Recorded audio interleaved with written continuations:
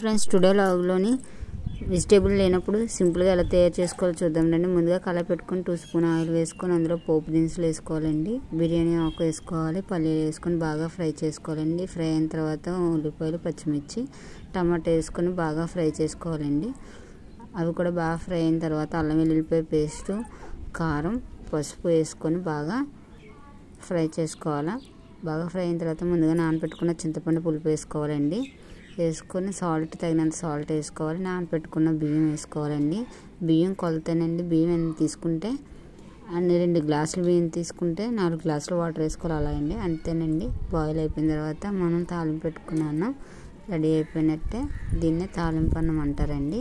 చూడండి, మా వాళ్ళు తింటూ ఉంటారు. మా బావగారు, మా హస్బెండ్ టేస్ట్ చాలా బాగుందని చెప్పారండి. మా బావగారికి వీడియో తీస్తుంటే తీయొద్దని అంటున్నారు.